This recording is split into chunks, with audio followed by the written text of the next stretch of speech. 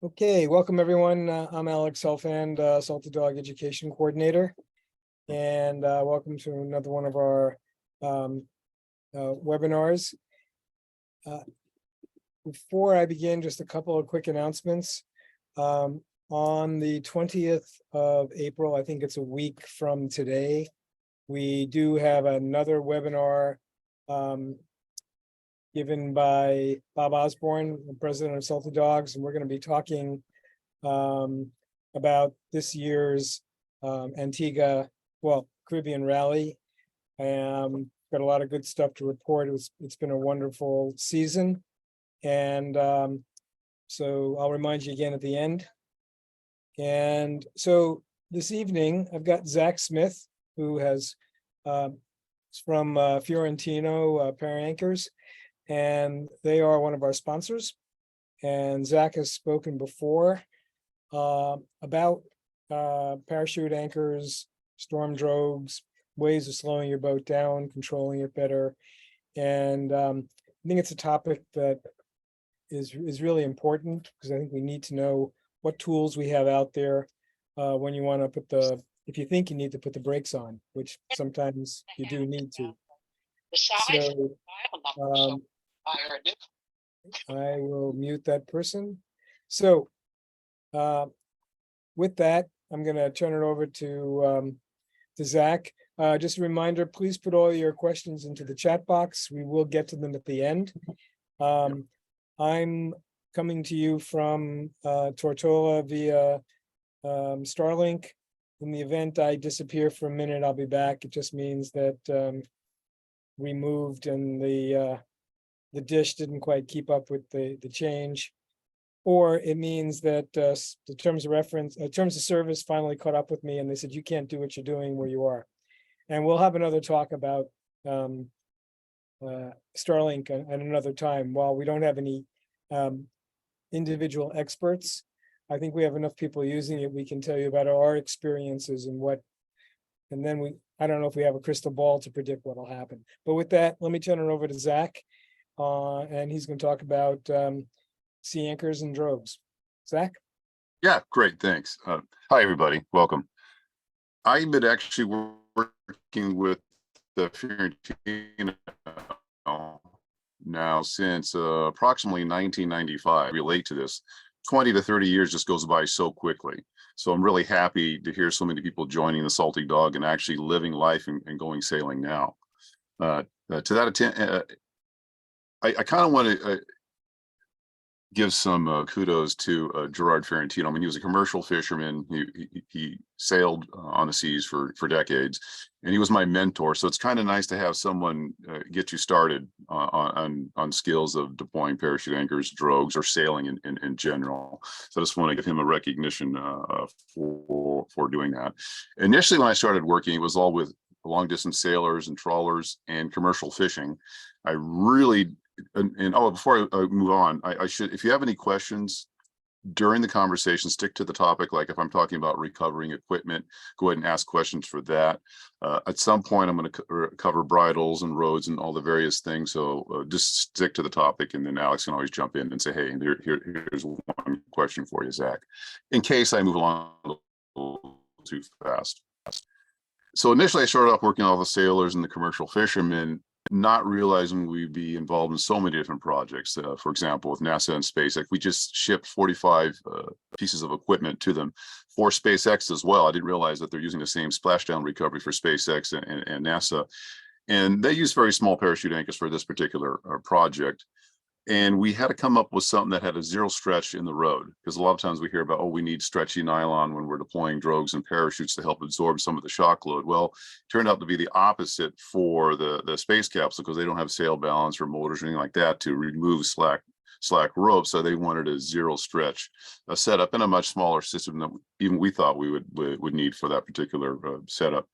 Coast Guard, on the other hand, we have to build very large chutes to slow them down or to stop them on the open water. They're primarily going to use it because they're traveling long distance from Florida to Guam, and they're more concerned about breakdowns. In some cases, maybe they just want to maintain station because they're making observations on drug boats and things like that. They may also use speed limiting drogues because they're going to be involved in tow operations of a secondary boat. And I'll go get more involved with drogues a little bit later. But when you tow something behind the boat that you're towing, a little drogue, that straightens out the boat, so you're not, yawing all over the place.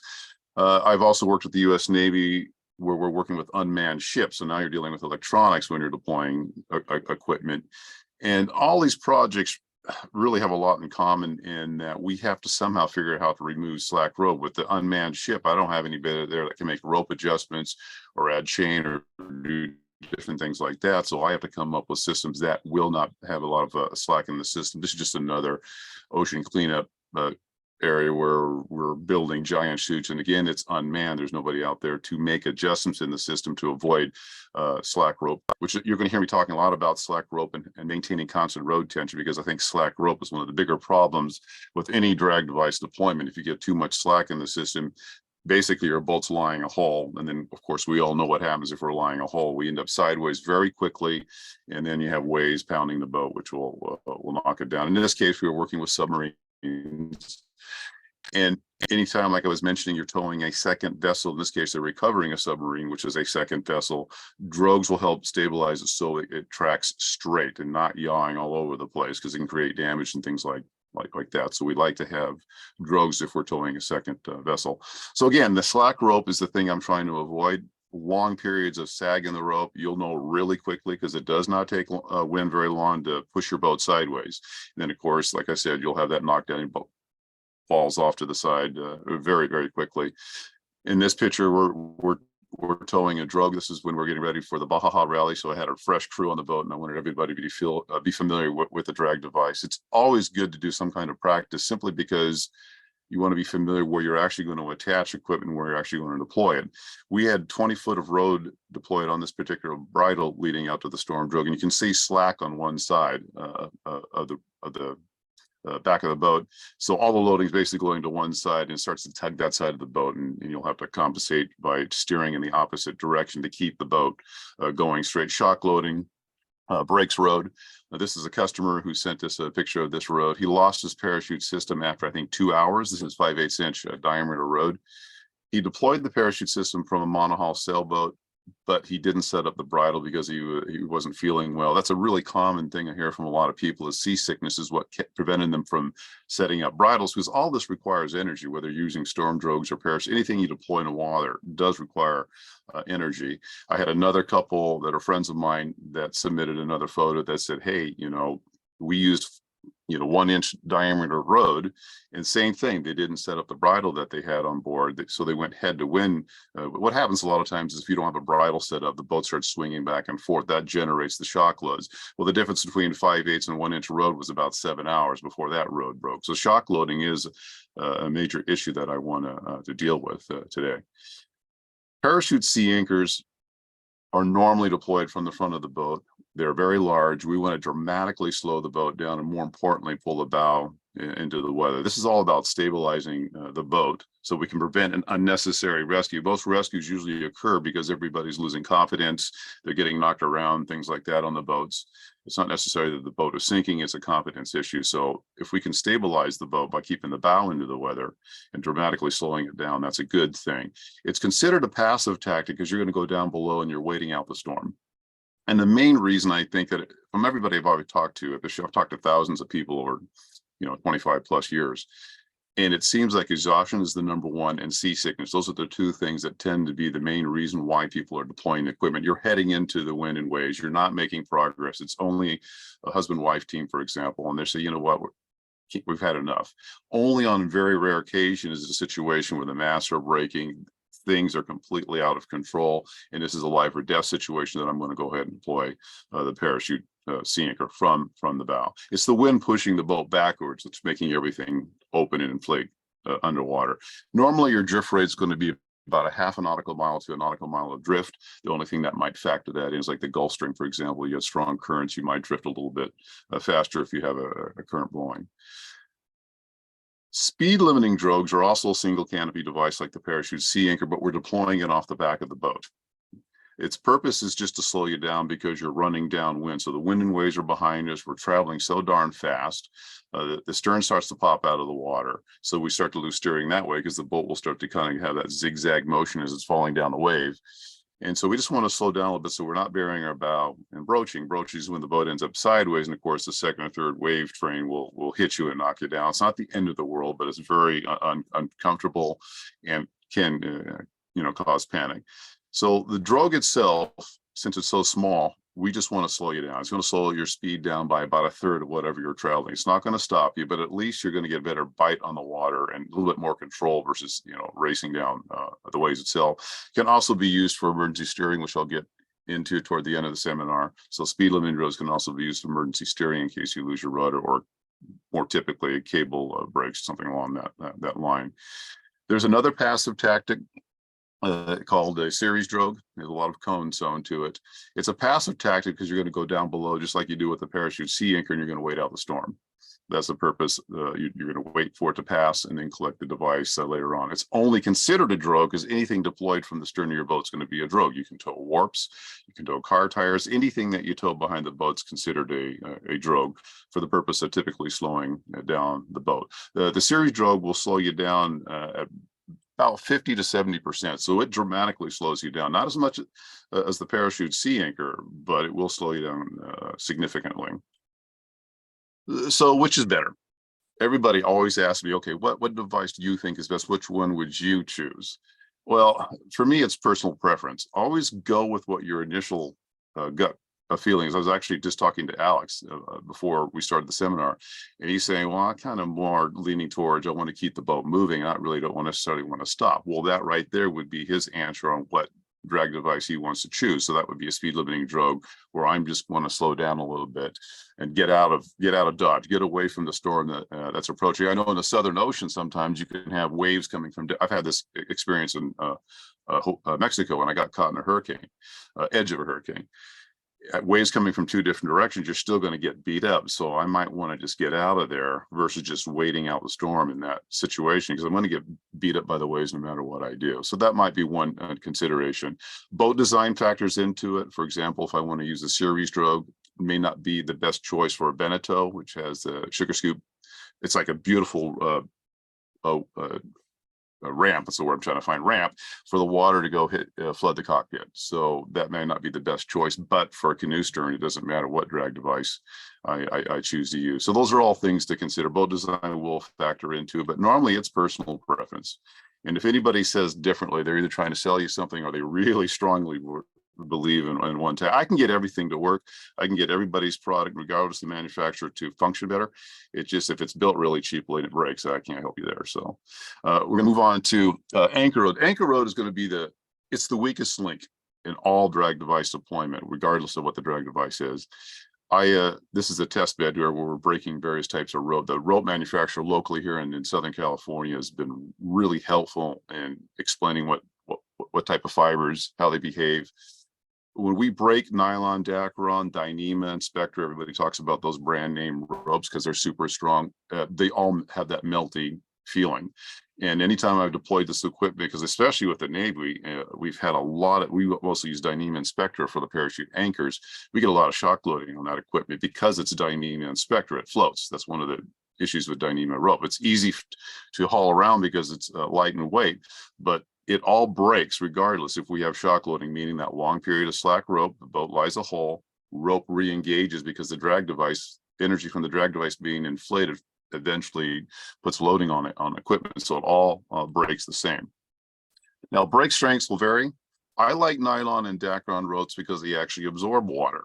That adds weight to the system, and the rope itself, as you can see by the chart, is going to be a lot heavier, 10 to 15 pounds, for example, nylon Dacron per 100 feet is the weight of the rope. When you go down to Dyneema with a much stronger break strength, it's only 7 pounds. That's nothing. That's a lot, much easier to handle.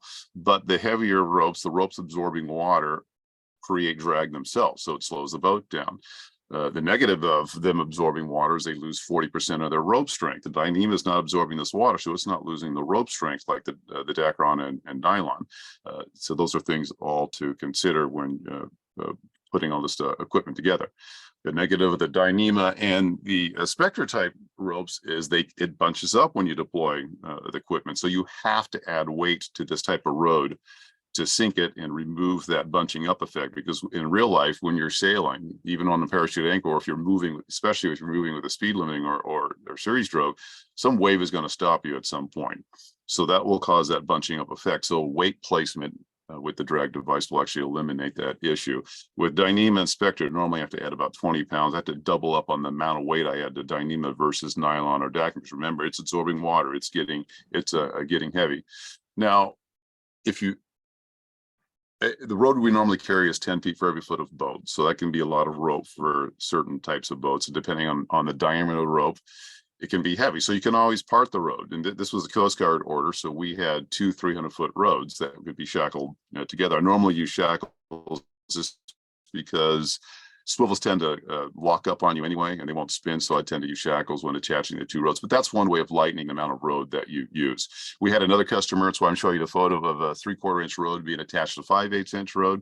He says, if it's calm weather, I'm just going to deploy my 5/8 road, my 200 feet, and then later on I'll deploy the 3/4 inch if the weather gets worse. So these are all just ways of there's no right or wrong answer. Whatever works best for you is the type of road setup that you can have. But when it comes to the bridles, whether it's a fixed bridle means I'm attaching two ropes. I'm shackling two ropes to one long piece of road that leads out to the parachute anchor or storm drogue. That's called a fixed bridle because I really can't make much adjustments there. If I'm using a pendant line to heave to or to form the bridle, that is adjustable. So I can actually change the length of the road. Both, at least this is Fiorentino's recommendation, we always go 1 foot of road on the bridle based on the boat length. So if it's a 40-foot boat, we're going to have a 40-foot long bridle. Other manufacturers will say 2.5 to 3 times the beam of the boat. Others will say 80 feet to 120 feet, depending on which manufacturer or which book, storm tactic type book that you read. They all have different opinions on what bridle lengths to use. When I'm storing a bridle, this is just something to consider. This is a picture of a fixed bridle for a storm drogue. I use them in separate bags because I know most of the time the stuff's going to be deployed at nighttime, and it's a pain to try to pull 2 bridle ropes out of one bag because now I have to separate them before setting them up. If I am already on some cheap duffel bag or something, I can find the roads right away and I can set up much faster because I have a tendency to wait until it gets kind of almost too late to deploy the equipment. And like I said, it's always going to be at 2:30 in the morning or when it's cold and dark outside when I have to deploy this equipment. So this is something to consider. So we're going to go over the parachute sea anchor first. Remember, this is what's being deployed off the front of the boat. We want to dramatically slow our boat down. And the basic setup is just going to be the trip line, which is a polypropylene rope. It's the recovery line. Normally, I recommend 50 to 100 feet in length. At the end of the trip line that Fiorentino has, for example, we have a hand clamp so you can attach a boat fender. If you're going to make up your own kind of a trip line, use your boat fenders. That's why have extra floats when you can already use equipment that's ready on board your boat. Road length will be 10 feet for every foot of boat. Some manufacturers will recommend 15 feet for every foot of boat. Some say 20 feet for what you think the size of the wave is going to be. In general, it's 300 to 600 feet. That's typically the rope lengths that we carry. And this is for worst case storm scenario. Whether it's a parachute sea anchor or drogue, I usually have my equipment ready to go. Having the road set up and ready to go is a real big help. Here you'll see in the picture that we have. I have the road initially passed over, mostly because I've had experiences where I'm deploying equipment. It's like, darn it, the boat fender won't fit between the lifelines in the deck. So darn it, now what do I do? I already deployed other equipment. So that's just one way. If it's big, if you have a big enough gap, you can go ahead and push everything underneath. It's something, that's why we should practice. If everybody practices, you can figure out how you're actually going to deploy and retrieve. I'm used to passing things over the lifeline. So that's another reason why I set it up like that. If you want to do bow deployment, which is what I usually prefer to do, there are a lot of people that aren't comfortable walking up on the bow when it's really rough out. Fine, do a cockpit deployment. I normally bring back 150 feet of rope. Again, you'll see the line, the main road passed over the lifeline. This keeps everything nice and taut, nothing falls in the water. A lot of people recommend running that road on the outside of the tow rail, outside the stanchions and everything, and they'll use cotton string, for example, to tie it off. The problem is you have to have that really loose. So once I deploy the chute, it will rip the cotton string off. So when the waves start hitting the boat, it breaks the string during travel. It starts to end up dragging in the water. If I use plastic ties, it holds it too much. And now I end up crawling on my hands and knees up forward, trying to cut all the plastic ties off. So which is why you'll see the road passed over the lifeline. I want to make sure I don't want to mess with the cotton string and all that. It tends not to always perform as I would like. So I prefer to use engine power if I can. We're going to motor, usually we're going to quarter the weather a little bit. So we're not taking it head on, we're taking a little bit on the quarter. If you are sailing, I have some of the videos on YouTube that I have on para anchors will backwind the jib. And that gives me a brief amount of time to go ahead and move forward, deploy the parachute sea anchor that way on the windward side. But let's just say you're disabled. There's a road wrapped around your prop, whatever reason you're disabled. Well, you're just going to deploy it on the windward side, and you're going to probably be beam too, and you're going to be getting knocked down. It's just what it is, you know. But that's the side you're going to deploy the equipment, because we don't want the boat floating over any roads in the water, etc. So that's how we start off when we're deploying this. Under engine power, you could have more control what's going on. I use hand signals because I don't know if my headset's going to perform. Similar to ground tackle, we use hand signals right for deploying a ground tackle. So you drop, first thing that goes in the water is your float and your trip line.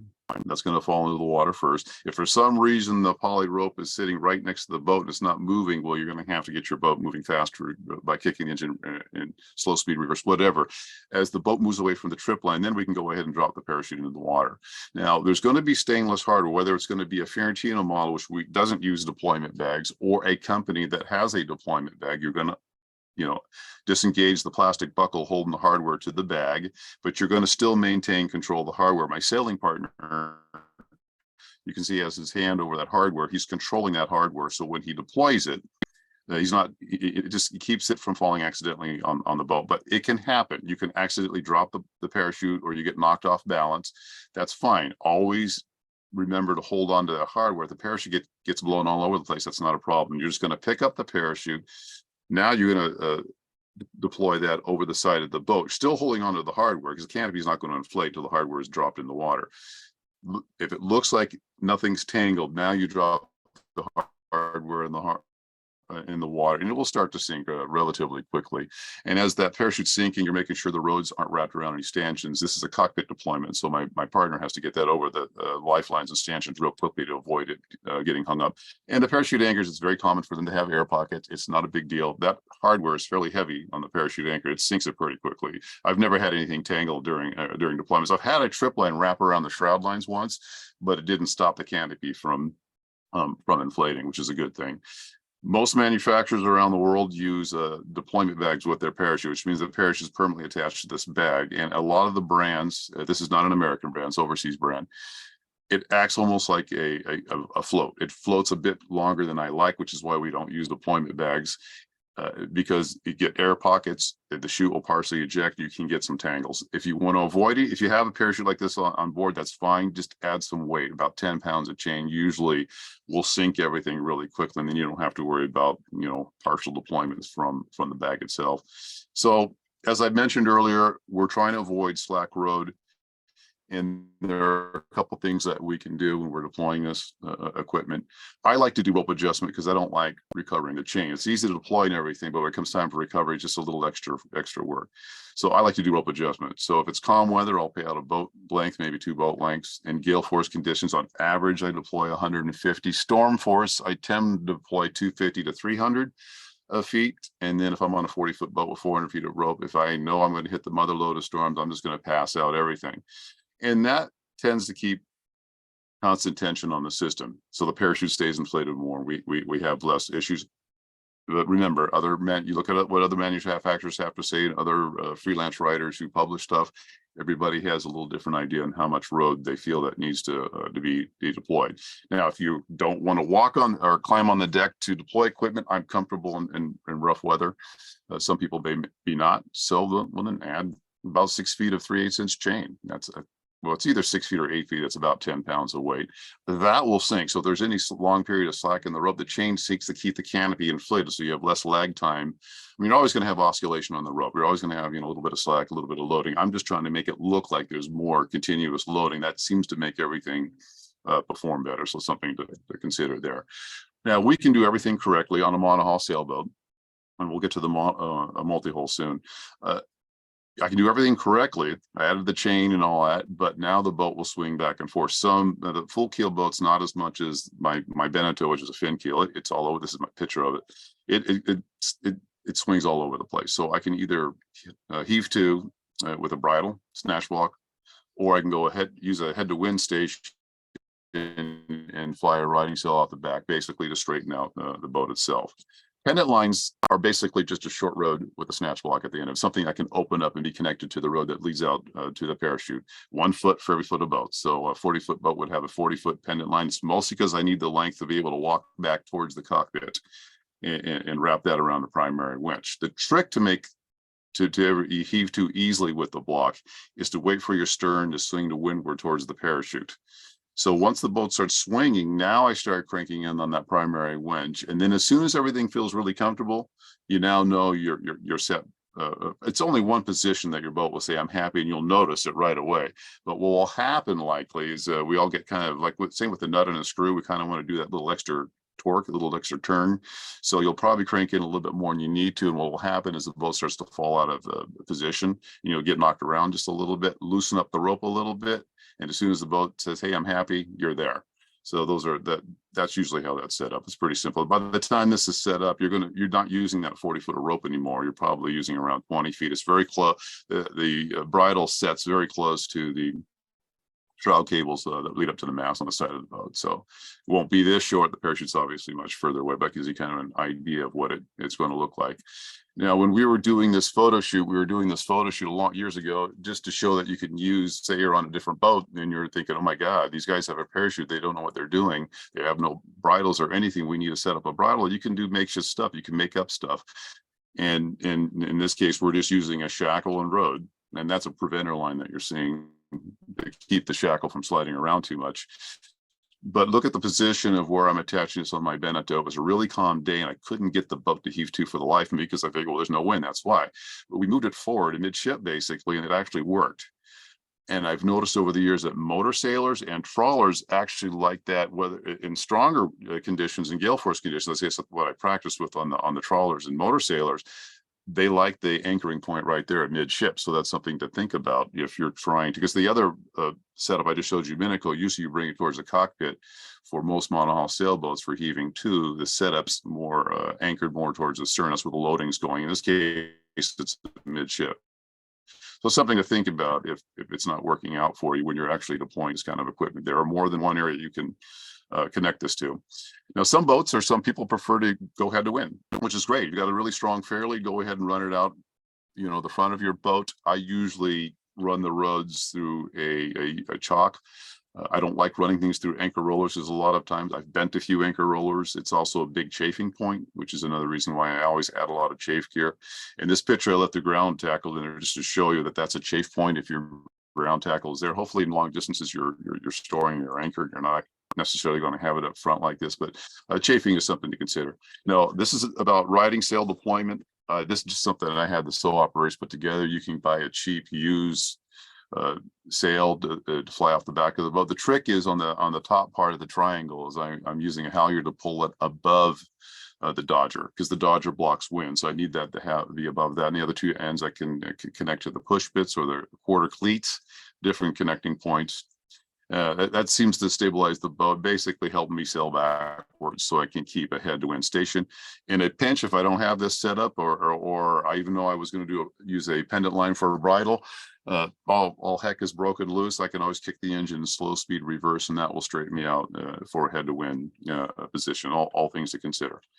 Now, there are a lot of instructions out there from various manufacturers just saying, well, we want to get rid of, they didn't use the term shock loading, but basically that's what they're trying to do, get rid of the slack in the rope.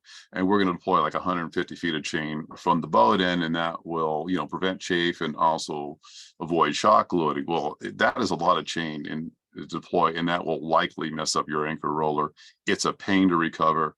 I mean, if you're going to use chain deployment from the boat end, that's going to be a fixed setup. So you're deploying all your anchor with the parachute. So you're going to need some chain at the parachute anchor end. And I would only use chain a couple inches past the roller if that's what I'm going to deploy it from, and then put a lot of chafe gear to protect everything that way. But I don't like it's not working to remove the slack rope. Weight by the drag device is the best way to remove any kind of slack rope. Even if you do what we commonly have with ground tack, where we put mid-scope weight to help, sink the rope a little bit, it doesn't work very well for the drag device. The drag device it's a very fluid thing. The parachute anchors, we're not stopping completely, we're always moving. So that's a factor that changes the equation a little bit. And another setup, if you want to heave to, that's going to be really complicated, because now you do need a rod with a shackle on it to be able to place a pin through the chain to be able to heave to with a chain setup. So you're unlikely to be able to do that kind of setup. This is just showing that we need chafe gear, whether it's chain or rope. We use chafe gear to protect the boat and the rows leading to the boat. Now I'm going to go a little faster on the trawler because I'm kind of repeating a lot here. So I'll go a little bit faster on this one. So in this case, Fiorentino is going to, because he taught me, he's the one who trained me to deploy everything over the lifeline and push bits. That's what he's going to do. He's going to deploy everything over the hardware, but you can see the gaps in this trawler are huge. So really you can deploy everything through the middle, which is why when you go to your boat, you check to see what kind of obstructions might be in the way of deployment and retrieval. That's why it's good to practice in those circumstances. So he's going to deploy, he's dropping the trip line. Remember, we're waiting for the boat to drift away from everything. If everything's drifted away, you can see Fiorentino's already got his hand on the hardware. He's doing a good job of maintaining control of the hardware, and then he drops the equipment in the water. Now, on the trawlers, I frequently been lucky, and I just deployed the rod off a chock or one side of the boat through a house pipe, and I didn't have to set up a bridle for it to heave to. It just kind of naturally heaves to at 10 degrees off the wind versus the 40 or 45 degrees off the wind with the monohull sailboats, which is great. So if I can avoid using that extra rope, that's just less work for me. And you will see even in this picture, you kind of see a loop knot. We're messing around that day, so we put a loop or a loop knot into the rod itself, so we could just tie off a dock line with a bowline. We were just messing around with just various makeshift lines to create a bridle. These are just thoughts, that's why I'm mentioning it to you here. That's another way of setting up something real quick. Once you've got equipment deployed, though, it's pretty difficult to be able to add more bridles or other things to the system once you do have it set up. And here he's just showing the pendant line that you can use with the trawler as well as the sailboats. Quick picture there. Okay, we're going to go to multi-hull deployment. Multi-hull deployment's almost always going to be head to wind, directly head to wind, and the bridles are going to remain the same, whether it's a pendant line bridle, which is adjustable, or a fixed setup where it's not adjustable. I still like to go by the 1 foot for every foot of boat rule for that bridle set. Just when you're doing your homework, always check and look at different sources, not just the Fiorentino, but look at maybe 1 or 2 other companies to get a feel what everybody's recommending on how to deploy the gear. But I like the rods to be short because they tend not to slacken. If you get bridle arms or legs that are too long, one tends to slacken too much, and to me it adds a lot of shock loading, which is why I like the shorter rods for bridle setups. Normally we will the bitter end of the bridle will be wrapped around your cleats, and when we're setting up the bridle, it's pretty simple. But some boats, if I secure things to the cleat, the road starts wrapping around crossbar cables, and there's a lot of chafe points. So a lot of the boat builders will create eyes on the front of the holes, or in this case, where the crossbar is going, there was a gap for us to go ahead and shackle a bridle set up that way. If you're going to have something that's shackled to the boat, that would mean the bridle, the 40-foot bridle, say on a 40-foot cat, would have to have splice thimbles on both ends and then a shackle on both ends for connecting to the boat and connecting to the long road that's leading out to the parachute anchor. So those are all things that to consider when you're setting up bridles for the boat itself. On the multi-hull, we're doing the headwind deployment, so I just choose whatever side I use. It. You'll always see me, even in videos, always deploying everything on the port side, because I just kind of train myself to deploy everything on the port side. So that's just me. I like to repeat things always in the same manner. So if something goes down, I don't have to think. You just react. You just automatically respond. That's why we all do all the safety training with crew overboard and so forth. It's the same thing. You just want to react automatically. My partner here is Using hand signals to let the helmsperson know, hey, let's go in reverse while I'm deploying the equipment. Here, I'm going to be repetitive a little faster again because we're just dropping the trip line. We want to make sure the boat's moving away from the trip line before we get to the parachute. Always maintaining control of hardware as we drop it in the water.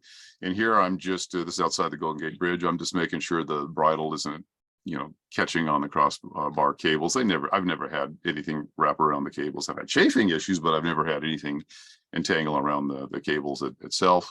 And then, as I mentioned before, there's always going to be air pockets in the parachutes. That's normal. That's non issue. For recovering, I'm always going to bring in the bridle first.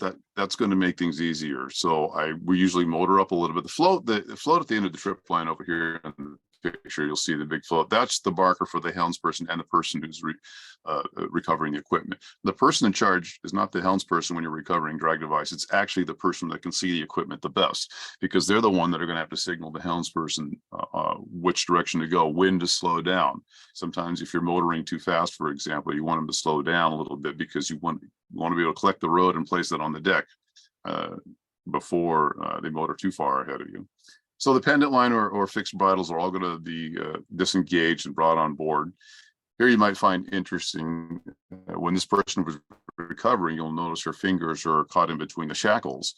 Well, what happens if the wind wave pushes you backwards all of a sudden? Well, you can get your fingers kind of pinched in there. So that's kind of an out situation. So you always want to grab the neck of the bridle. That means the other side of the splice. In this case, it would be between the floats set up there.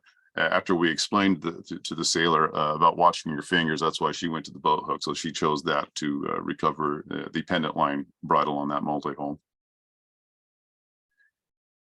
So as we get the bridle on board, now it's just going to be straight rode all the way to the drag device. So here's the person recovering the equipment that's going to say, okay, you need to go this direction, just like regular ground tackle. Hand signals, very similar. And we're going to motor up until we hit that float. By the time you collect the floats at the end of the trip line, I typically will signal the helmsperson to kick the boat in reverse just a little bit and kind of maintain station, because it's common that the boat will it's not a big deal if you overpass the trip line. So I'm not worried about tangles, but it could be an issue if you really motor too far forward. So normally I tell them kick it in reverse a little bit. And as you get the trip line and you're just pulling it in hand over hand, the parachute will spin around and it closes like an umbrella. And so if for some reason you're injured or it's a really large parachute because you're on a bigger boat, you can always walk backwards and use your body weight to help kind of pull the chute back on board. So that's another way of it. I use the side of the boat as kind of an extra pair of hands to help pull the chute on board. Something to think about if you're in that situation. Here it's kind of an organized mess. And during recovery, the same as deployment, I'm keeping the most important thing is keep control of that hardware. I want to know where that stainless hardware is. I'll stack the chute and everything else away from the hardware. It can be a little bit messy. That's fine. I do this because when it comes time for packing, I don't want any tangles in the hardware. And if you did get tangles, it's not the end of the world. The chutes usually will still inflate. It'll just be kind of a messy inflation, but I like to have everything really orderly. This is just bringing in extra rode. If you have the parachute on the boat, a lot of time there's still rope in the water, so that's just showing us bringing in extra rope. Actually, by the way, that float back there is a crab pot float. We got caught in a crab pot during this little deployment test, so things can happen sometimes that you don't expect. So with the parachute anchors that don't have deployment bags, I just lay them flat on the ground.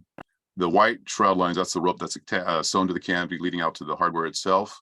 I just fold one time in the middle of the canopy. I fold the canopy over those shroud lines, and as the sailor is doing here, you just roll it up like a sleeping bag. So that's just a quick way of packing it so that it's ready to go later down the road. If you have a deployment bag, the only difference is you're going to fold all the pie shapes.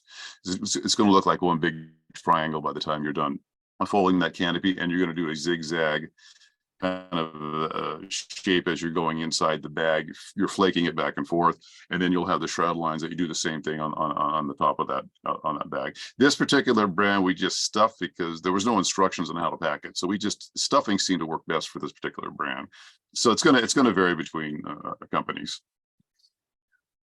Most aerial parachutes and most parachute seeing company, when it comes to sizing, we're going by the flat diameter. We're basically laying it flat on the ground like a giant circle. You measure from one end to the other. That's your diameter. So if it's 12 feet, it's kind of a measure across 12 feet. If you have a parachute and you're curious about the size, and here, this is on the Ocean Cleanup Mars crew boat. You can see from the top of the parachute, and hopefully my mouse arrow is working here, all the way to where these gentlemen are standing here. You can measure that and then times it by 2, and that'll give you an estimate on what size parachute. That's a flat diameter. Inflated means it's actually inflated underwater, and there's only one company overseas that measures that way, and that factors into it. So the flat diameter is 12 foot. An inflated diameter, if they're saying it's a 9-foot chute, it's actually 12 feet. So it's a little bit confusing, but inflated diameter is about a third smaller than what the actual flat diameter is, just to give you an idea on sizing. And then factors that will affect what size chute you need for your boat. Boat design might play a role. And if you have a lot of windage, like the multi-holes, I believe they can get away with slightly smaller chutes simply because the boat wants to sail so darn fast, it's keeping tension in the system. If I'm heaving to with a bridle, basically I just turn my boat into a drag device as well as the parachute that's deployed. So therefore I can get away with slightly smaller chute. Monohull sailboats with full keels that are heavy, they don't swing around as much. They can get away with smaller chutes, and I have a Beneteau that swings all over the place. So I'll probably consider, especially if I'm on a borderline, I'll go slightly larger when it comes to the parachute sea anchor. And intended use is always a big factor as well. This I'm showing real briefly because it just shows the various, and you can go online on YouTube. We have comparisons, so you can see all the companies. You can get links to the report, so you can get everybody's information to contact people if you want to learn more about the companies.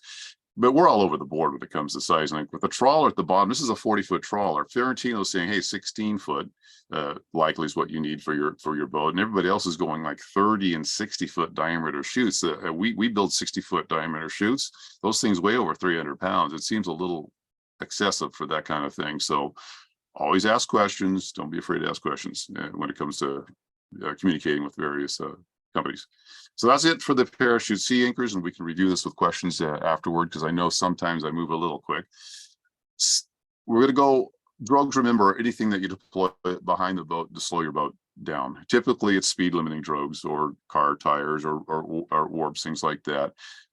And we're running downwind and we're moving so darn fast, we're starting to vary our bow, we're starting to broach. It's usually a good indicator that it's time probably to go ahead and start deploying equipment. Or if you hear other sailors reporting on the radio, oh my God, and you're heading in that direction, they're going, oh my God, it's the end of the world, and maybe you should start preparing, or even deploy equipment early. That's not a bad thing to do.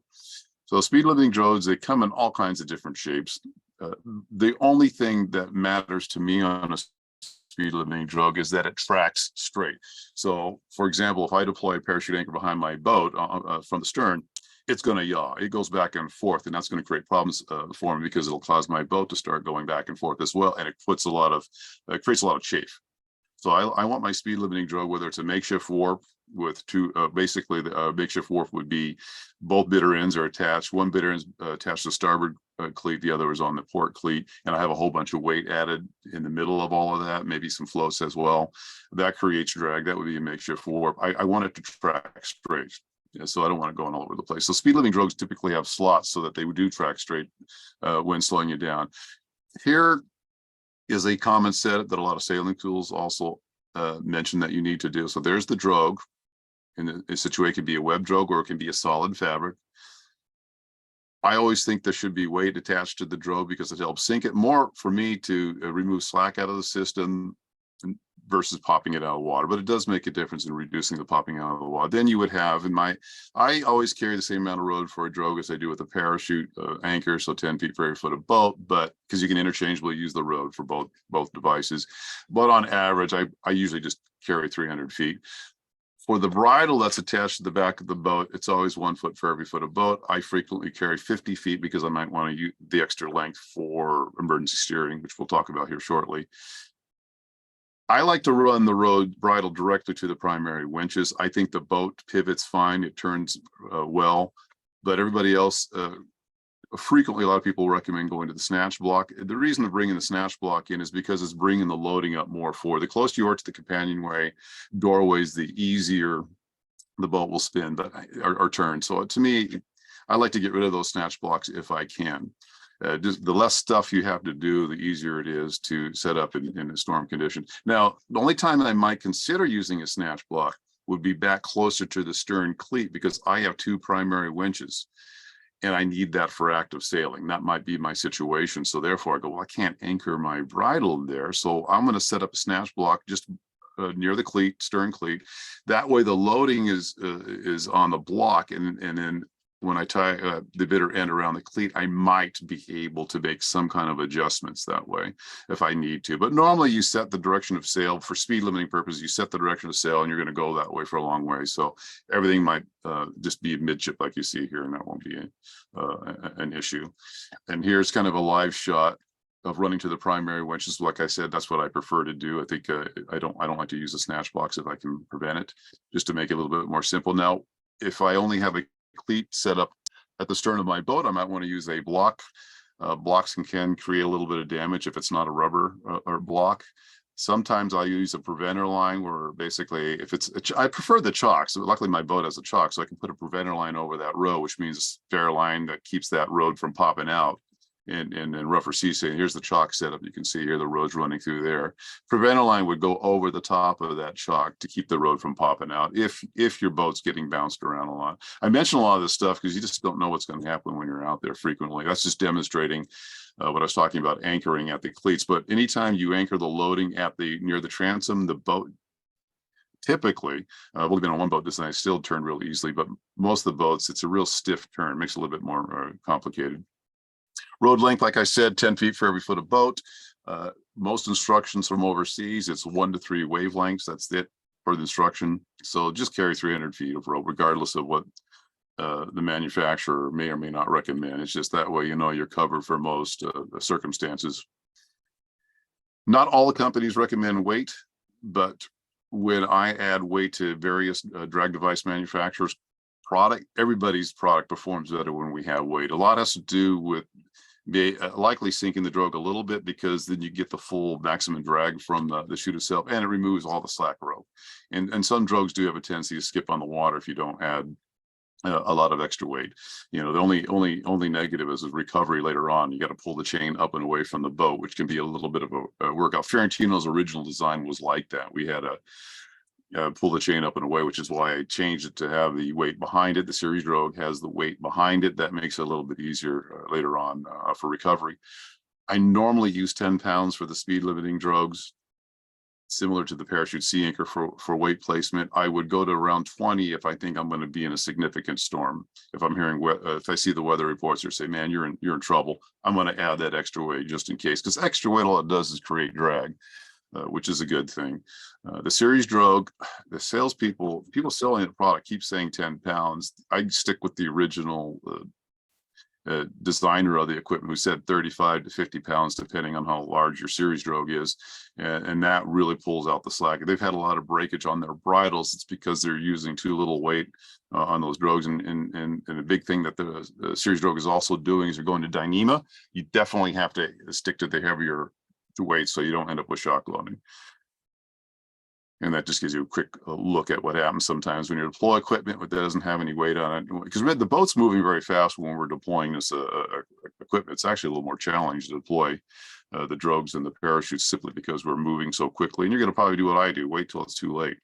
Trip lines, I've read online before where people say, hey, let's use a trip line on the drogue. By the time you're going to end up going backwards, chasing the trip line, because the wind blows the float away constantly. So it's easier just not to mess with trip lines at all. Bridle setups, on average, I use 20 feet or less. The full keels can handle longer bridles, because there's a lot of recommendations for 80 to 120 feet on the bridles. I think you go to those lengths, you're going to definitely end up with a lot of slack in the system. It's not the end of the world. You get all the loading on one side, and the boat will want to start to turn in that direction, so you'll have to compensate by turning in the opposite direction. But I'm more concerned about shock loading and braking stuff than anything else. On my Beneteau, I found that 5 feet, 3 to 5 feet was the best bridle for the storm drogue. So boat design will definitely factor into that setup. This is just showing a pendant line set up so somebody can make adjustments if they wanted to. I do fixed systems, just deploy it, kind of set it and forget it kind of attitude. So I deploy the whole system. If it is gale force conditions, we haven't hit the main storm yet, fine, I'll just sail faster by increasing motor speed or pay out more sail. And then when the weather hits me, then I can back off on everything. It's a little more forgiving on the storm drills because there's always motion. So that kind of keep tension in the system. I was playing around with this, a Transpac crew. We were kind of messing around. There was too many items in the way of setting the bridle. So I thought, oh, let's just mess around and do a real skinny bridle. So, cannot turn the boat with it, darn with that. So the skinny bridles aren't working. And here's my partner wrapping, taking our time, placing the bridle around. That's a big thing. You always having your bridle ready to go. This is usually happening at nighttime when you have to deploy the equipment. So I will normally at least have the bridle ready to go. And I think maybe the best way to describe this, I was in Baja Rally. We were being hammered with wind and we're falling off the waves. It wasn't the end of the world. We could have changed direction and that would have solved the problem, take the weather on the quarter, but I didn't want to change direction. And so the boat was starting to lose control. And I said, okay, if that hits 42 knots, I'm going to have to set up the bridle and get the drogue going. So kind of mentally kind of figure out, when am I going to deploy the equipment? When the boat falls off the wave or when a certain wind condition starts hitting you? So it's usually better to do later. I mean, sooner than later, but I have a tendency to wait longer. So I thought something to think about when if you have the bridle ready to go, you're going to be fine. That's the big trick. And on drogues, speed limit drogues don't have a lot of loading, typically say 500 pounds. And let's say we had shock loading because we're in a major storm, maybe up to 2,000 pounds. I'd be surprised, but maybe up to 2,000 pounds. So I'm not concerned if the bridle is going to be setting up against cables and things like that, or some of the push bit stuff. I'm not going to worry about it. That kind of thing. When it comes to deployment, when there's weight on that drogue, in this case is a mushroom anchor, my partner was actually holding on to the mushroom anchor and the hardware, maintaining control of the hardware on the drogue before dropping that in the water. So if I have chain on that drogue, I'm going to fold it up in one hand. So when I'm dropping it, I just don't, it's better control of the weight that way. So don't drop it too soon and tangle anything. So you're going to drop that, and that road you're going to see here in the bag, green bag, it's flaked back and forth, called faking. And then there's a bridle set separately. If this was a rough weather condition, which is not in this photo, I'd probably have it on the sole, on the floor of the boat itself, so that it doesn't fall overboard while we're trying to, do the deployment. Same with the bridle setup. And I always take my time on deployment because I want to see where all the gear is before I drop it in the water. And I've done this a million times. So if I was on your boat, we're doing a practice session, you're going to notice the same thing. I'm going to keep looking at it 15 times before I actually drop it in the water. And for drogue deployment, you're pretty open to where you do it, but a lot of you guys will probably have a lot of equipment on the back of the boat, so usually it's going to be where the boat's heeling over on the water, where it's a shallow side. But I can do it on the other side too, because the boat's usually moving really quickly, so I don't normally have to worry about running over everything. But that road pops out fast. Once you deploy the drogue, you want to get a hold of the bridle real quickly. This is all about maintaining control and preventing tangles. That's why I'm doing it this way. So the road will race out, and then you drop the hardware just as it's coming towards the tail end. You want to watch your fingers. You don't want to have your fingers in between the hardware and so forth. Same with pendant lines with blocks. Always watch. You always want to hold the neck of the hardware and stuff, so you're not getting your fingers pinched. And here we're looking at a 20-foot bridle, and that 20-foot bridle on my Beneteau didn't work out. This is an earlier practice for a Baja Rally. I had a new crew, so we were practicing. And so when you start seeing things like this during your practice trials, then it's time to shorten roads. With the series drogue, boy, these little cones actually have a lot of holding power. So when you're deploying that, you're not going to, now it seems to be popular to say that you can do adjustments on this thing. I'm telling you, when you get loading on this or even a speed limited drogue, you're not going to usually make any adjustments for varying weather conditions. So that's the series drogue is flaked in the bag, faked back and forth. So I want that thing to race out unencumbered. So, and remember, as a reminder, you're going to want to stick to the higher levels of weight when it comes to series drogue. That way you can eliminate any slack and you won't have any shock load on the system. You won't have to worry about your bridles breaking. They do recommend that you have straps added to the side of the boat for additional loading. But I think actually if you add the weights on there, you have more options other than just the strapping that they're recommending, as long as you eliminate that shock load. So now when it comes time for recovery, you're going to have a V-shaped bridle, whether it's with the snatch block or a fixed bridle. On the windward side, I usually turn to the windward side to slacken that leg. And once that's slackened, as the sailor's doing in the photo here, I'm bringing it to basically the lee side of the boat. I want to manage one rode, and normally you're going to probably have to pull this in hand over hand as I'm already starting to turn the boat because I'm turning everything on the lee side. If everything's on the lee side and wind and wave happens to affect my boat, it's pushing me away from all the equipment, which is why I collect the bridle leg on that one side. So we're going to pull this in hand over hand. You can start to see the turn here. There's the turn as we're moving forward. So she's going to pull it in hand over hand, or I will pull it in hand over hand. And then once you get the primary rode, you can go ahead and use a winch to haul everything in. You just have to, the tendency of the helmsperson when I'm recovering the rope hand over hand is they tend to start motoring towards the road and everything. You have to constantly tell them to go, turn hard over. So usually for most people, it's better to bring the road to the primary winch and crank it in that way. You place your engine in neutral, but it will re-engage, and it will take you probably a while to bring the drogue in because there's going to be loading on the road itself as you're recovering it. And remember, if there's weights on it, if it's chained, you're going to have to pull it up and away from the boat as you're hauling it in to avoid scratching the boat and things like that. So I'm going to move a little quicker here. The series drogue, you can still wrap the cones around the primary winch. You have to be really careful so you don't start tearing the cones. And then when I'm packing, a lot of times, this was on Steve Dashue's Windhorse, really big trawler, and he had a huge series drogue that we were testing with the speed limit drogues. And so I just was coiling everything in a circle and figured, well, I can flake this back and forth later on. I was doing a quick circle thing because I didn't want to create any tangles because, it's a pain to have to, when you're at sea, to have to deal with that kind of stuff. Okay, now we're going to move on to emergency steering. Emergency steering for a lot of the drogues are going to be almost duplicate the exact setup as you would have for a speed limiting drogue. There are exceptions. And so you can see how we're using blocks to run the road to the primary winch over here again, just like this, just the same photo I used earlier for speed limiting. But everything's going to be much shorter. You're not going to have 300 feet of road. Everything's much shorter for the conventional setup of the drogues. Now, this setup is great. It's fine.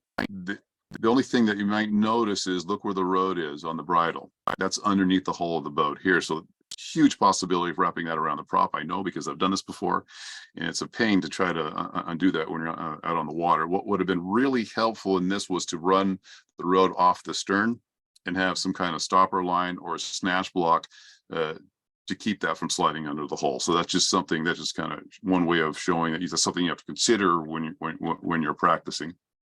I prefer, just like with the speed limiting drogues, to run it straight up to the blocks itself. With the shark drogue, because I've designed the weight to be behind it. Well, actually, that's not true. The part that's accurate is this is so heavy right here, I don't have to add any chain, which I like, because then now I can bring the drogue a little bit closer to the boat. If this was a car tire, same thing, except with the car tire, they float a little bit, so you would have to wrap chain around. But if you wrap it completely around the donut and then attach your two bridle ropes to that, then boom, you got a really good emergency steering device. And it's real simple. You pull to starboard, you turn to right. You shorten the road on the port side, you turn to left. Now, the only complaint I got was that the drogue was slowing the boat too much during calm weather conditions. Well, then pull it out of the water more. Bring it as close as you can to the. In this case, we're tripping the drogue a little bit. That's one way to be able to sail a little bit quicker in that circumstance. So relatively simple. And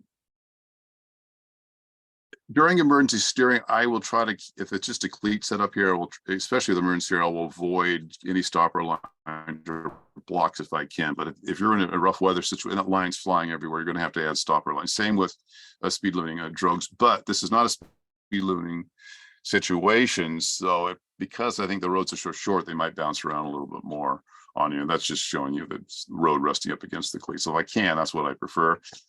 In that previous photo I showed you from George Day's publication, I think they were using the sheet blocks like we are here practicing. It really is nice setup, but and the boat turns faster because it's wider. Anytime you get the drogue or loading on a bridle wider, the boat turns better. But I didn't like roads, 2 roads running through the same thing, running up to the primary winch. And I think that's pretty much it. If I'll take some questions if anybody has any, assuming we have Alex return here.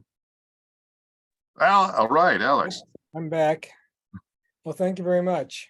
welcome. I don't see any questions in the chat. Does anybody have any I questions? can't be that good. Come on. Oh, Well, well, you know, you really did do cover a lot tonight. I'm sorry. What was that? I missed it. Sorry. No, I said you really covered a lot tonight, so I think. Well, I didn't cover the thing we talked about the most though earlier. I kind of forgot actually, was you were asking, can you use a parachute sea anchor Right. as a drogue as well? Right. Yep. The problem is the parachute anchor's job has to be really large. It grabs a whole lot of water. So technically, if I use that for a drogue, for example, it would stop me too much. Now I could choke it off. That was one thing we were talking about, Alex, where I tie off a rope in the middle of it. But I don't think it's going to really inflate very well. It's going to be a big mess going all over. It's going to start yawing all over the place. So I'd actually be better off with a warp with weights attached to it than using a parachute anchor as a makeshift drogue. And then the speed limiting drogues would not have enough holding power to keep your bow into it. Although I actually talked to a customer and asked him to send me a written testimony on it, where they actually used a speed limiting drogue. It worked for them. But I do remember asking the question that, well, did you have a full keel sailboat? What's that? Oh, I'm trying to remember the name of the brand that it heaves to like you can't believe. Anyway, so that part is partly why that happened. Okay. Well, we have our first question. If you Very were so. Yes. If you're limited to one approach, would you choose a drogue or a parachute?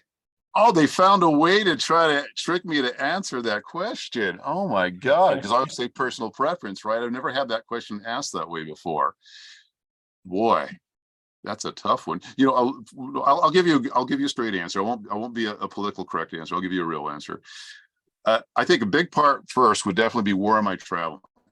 That would be a big decision factor for me and what I'm actually going to prefer. So if I'm just going down the coast, like here on the California coast, I would probably choose the speed limiting drogue just because I can tuck in somewhere, or even if I get caught out there because I'm a day or two out, I probably choose that. But if I was doing cross ocean stuff, really going to travel around the world, it'd probably be parachute sea anchor because I know I'm familiar with the exhaust. So many of you are going to be familiar how tired you can get. And so that'd be probably my first choice there. So if I only could have one, it'd probably be the speed limiting drogue, only because I can use it for emergency steering. And I know I've never changed out my cables on my boat, and it's only a matter of time before that breaks. So that would probably be my choice, even though I've always been a hardcore para anchor person like Lynn and Larry Party were. I've talked to the parties many times. And so I tend to be more leaning towards that. But now that I've gotten more experience, and I'd probably go with the speed limiting. Okay. How much weight are we talking about in terms of gear? So I would say the average equipment that Fiorentina, like on the parachute sea anchor size, is anywhere from 9 feet to 16 feet are the most common size chutes that are sold. So the 9-footer is around 19 pounds. The 16 is going to be around, say, 45 pounds. So that's the weight on the chutes, which isn't that bad for that equipment. And it packs down because it's fabric, and that would be for any company, it's fabric. So it packs down relatively small. It's the rope. That's where you're going to experience the weight. So with say you have 400 feet of road, that's 5/8 inch, which is going to be the most, all those chutes I just mentioned, we use 5/8 inch rope. So for 400 feet, you're looking at 60 pounds probably, because the manufacturer we happen to be using, it's not 10 pounds for every 100 feet, tends to be more. And then you add the splicing with the hardware. So you're going to have, so you add those two together. What's that, 60, anywhere from up to 60 pounds or so. So there's some weight involved. Did that answer the question, I hope? Yeah. So maybe so a lot of it, I guess, depends upon how much of that road you have, which you said was about 300 feet. 400 feet, it's 10 feet for every foot of boat. And so 100 feet I think I had a chart on there, and a lot of rope manufacturers will have a chart, it's like 10 to 15 pounds for every 100 feet for the 5/8 inch road.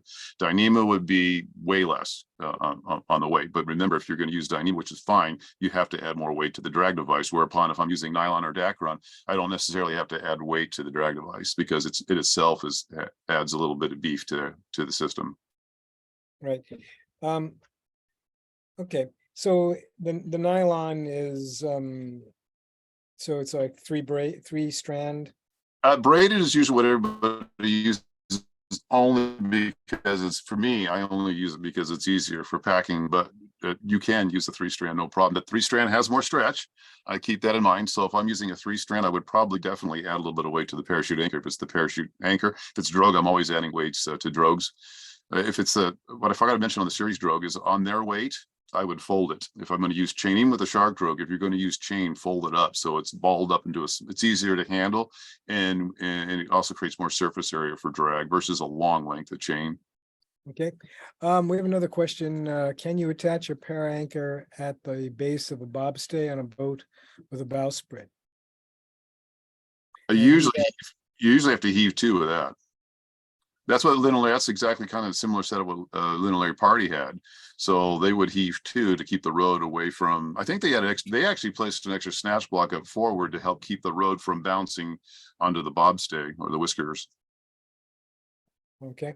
I always heave to in that situation. If I was going to go head to wind in that same situation, then you would need a V-shaped bridle, the fixed bridle, where there's roads attached to the port and starboard side leading out to the primary road, and you're gonna have that road hitting the cables up forward down by the hull. It's just what it is, and I would probably put chafe gear on that, but that just if you kick the engine in reverse a little bit, it will reduce that, but likely I'd rather heave to on that type of boat. Okay. He added, they attach a snubber on theirs. Oh yeah, similar. That's similar to heaving to. It's the same concept. Very similar. All right. Does anybody else have any questions? Yeah, here's another one. Does it matter what type of rope is used? I guess he's saying, can halyards be used? I guess this has to do with the amount of stretch. Yeah, I think you can use whatever roads you want as far as I'm concerned. Now I can say this after working for a long time. The trick, remember, is to remove that slack rope. So you may have to increase the boat's speed with engine power or sail, adding weight to the drag devices, anything to remove that slack. Now, if you're using halyards just for emergency steering, that's perfectly fine. I don't care. You don't have to worry about weights depending on drogue you're using. So that's pretty simple. You could use anything now. Okay, great. All right. Any other questions, folks? And I got YouTube videos. You can go just type in para anchor, and then we'll have all kinds of stuff that you can look at if you need reminders on this. And plus, Salty Dog, I think you said you're recording this, so you can always review the Salty Dog stuff. Yep. Well, very good. And okay, so I'm going to thank you again, Zach. This is really very informative. You're welcome. And stop the recording.